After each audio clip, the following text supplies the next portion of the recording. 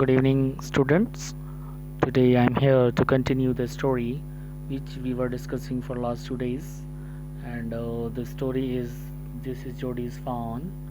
In this story, we have discussed so many things. The good thing is that the boy wants to find the fawn which was left alone because the fawn's mother was killed by Jodi's father because he was bitten by a snake. And today I'll start new things. So today we will start third part of this story.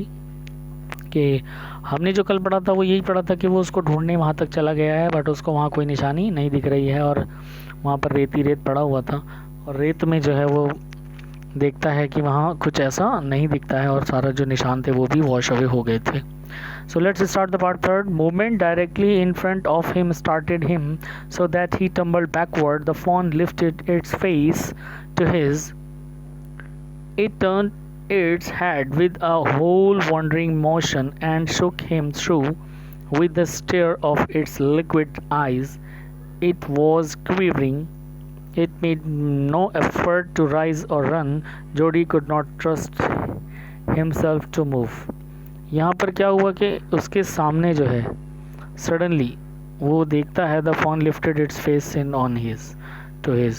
Fawn जो है उसके सामने खड़ा है और वो अपना head हिलाता है और मोशन दे रहा है और पूरा का पूरा वो हिल जाता है, उसकी आंखें दिख जाती हैं उसको और बड़ा एक मतलब हिल जाता है वो ये मोमेंट देखकर और उसको वो समझ ही नहीं आ रहा कि जोडी जो है वो ट्रस्ट ही नहीं कर पा रहा है कि वो क्या करे. ही विस्पर्ड इट्स मी, कि वो कह रहा है कि अरे मैं हूँ. The fawn lifted its nose scenting him. He reached out and hand and laid it on soft neck. The touch made him delirious. So meaning of the delirious is extremely excited.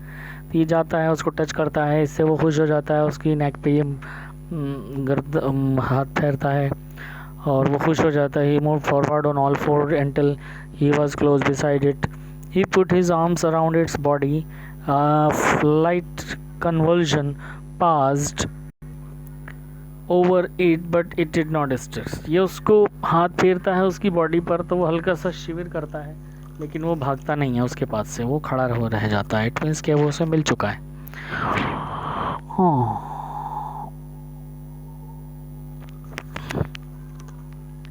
He stroked its sides and gently as though the fawn were a china deer and he might break it.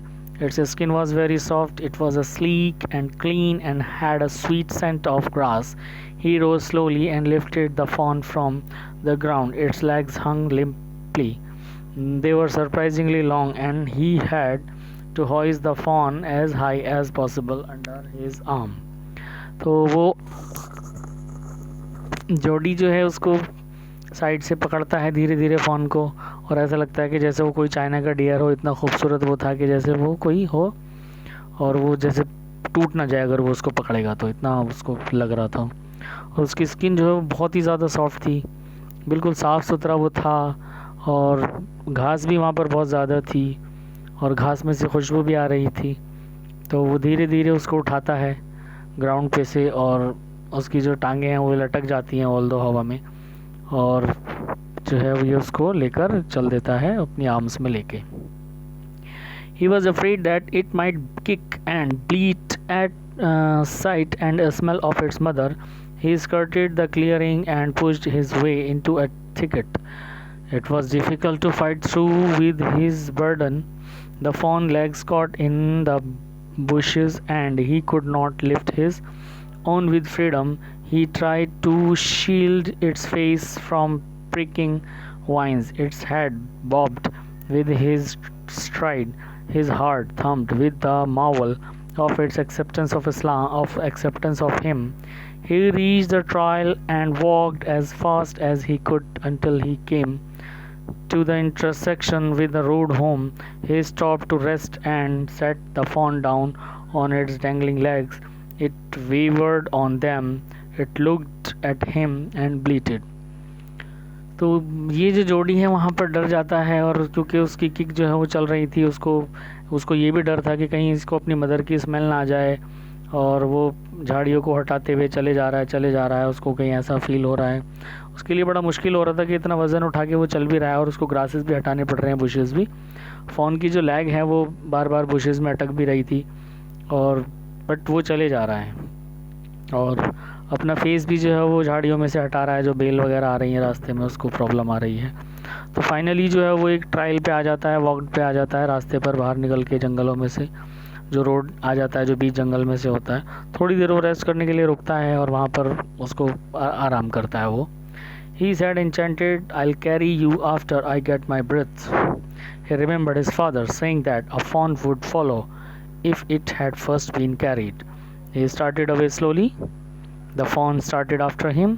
He came back to it and stroked it and walked away again.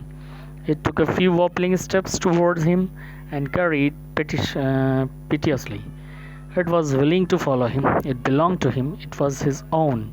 He was light-headed with his joy. He wanted to fondle it, to run and romp with it, to run and romp with it, to call to it to come to him. He dared not alarm it. He picked it up and carried it in front of him over his two arms. It seemed to him that he walked without effort. So it is very interesting part. Okay,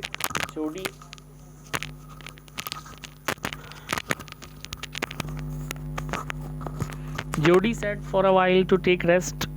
जब वो rest कर ही रहा था, suddenly तभी उसको याद आया कि उसके फादर ने बोला था कि आप एक बार फ़ोन को उठाकर गोद में लेके चल दो, थोड़ी देर बाद वो आपको फॉलो करता हुआ चलेगा। तो उसको याद आया और उसने वैसा ही किया। वो उठकर पहले तो वो फ़ोन से कहता है कि रुक जाओ, मैं थोड़ा सांस ले लूँ, उसके बाद मैं लेके चलता हूँ। तभी उसको फादर की अपनी याद आती है, बात कही हुई। तो ही वॉकड अवे अगेन। अब उठ के चल देता है और वो धीरे धीरे स्टेप्स करता है। तो उसके पीछे वो भी, पहले तो वो रोता है, मतलब फ़ोन जो है, और वो चाह रहा है उसको चले वो धीरे धीरे, और फाइनली वो चल देता है। अब वो खुश हो जाता है जॉडी जो है, और उसको लगता है कि भाई बहुत सही हुआ। एंड उसको जब वो उसको कॉल करता था, वो उसके पीछे पीछे चलता रहा। अब उसको डरने की ज़रूरत नहीं थी, मतलब उसको कोई प्रॉब्लम नहीं हो रही थी। और इतनी देर तक वो उसको लेके चला था अपने टू आर्म्स में, तो अब उसको खाली ऐसा लग रहा था जैसे वो हवा में चल रहा, मतलब उसको बहुत कंफर्ट फील हो रहा था।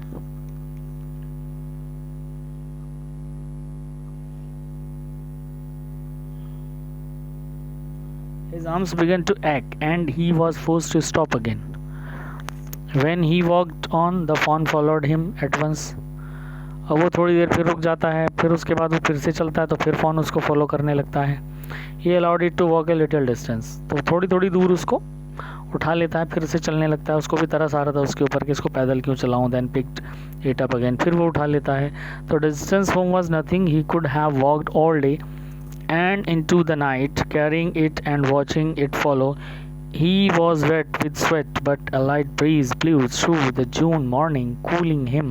The sky was as clear as spring water in a blue china cup. He came to the clearing. It was fresh and green after the night's rain. He fumbled with the latch and was finally obliged to set down and the fawn to manage it. Then he had an idea. He would walk into the house, into Penny's bedroom, with the fawn walking behind him, but at the steps the fawn balked and refused to climb them. He picked it up and went to his father. Penny lay with closed eyes.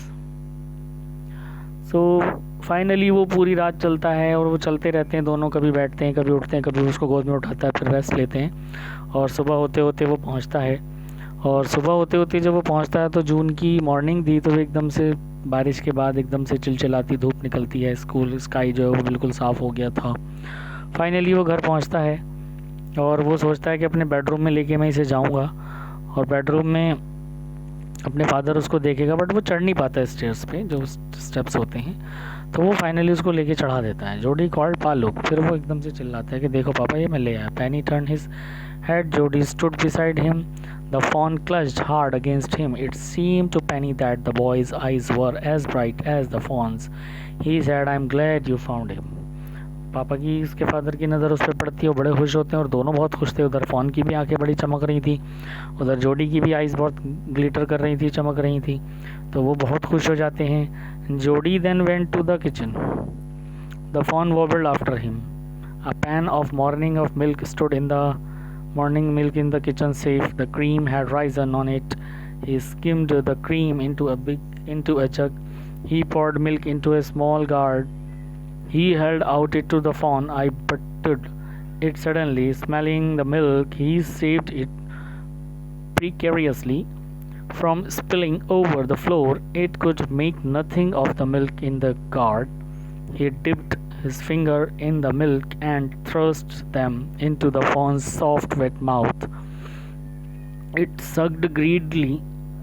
When he withdrew them, it bleated frantically and butted him. He dipped his fingers again, and as fawn sucked, he lowered them slowly into the milk. The fawn blew and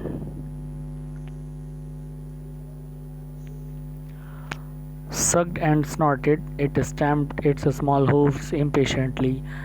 As long as he held his fingers below the level of milk, the fawn was content. It closed its eyes dreamily. It was ecstasy to feel its tongue against his hand. Its small tail flicked back to forth. The last of the milk vanished in a swirl of foam and gurgling.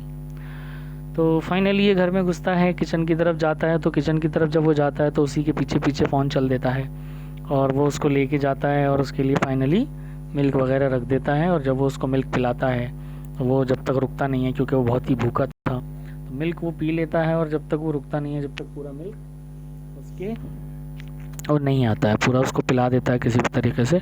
Finally वो P के और उसको जैसे वो लेता है। So hope you have understood the story, and in the next video we'll discuss the question and answer. Thank you.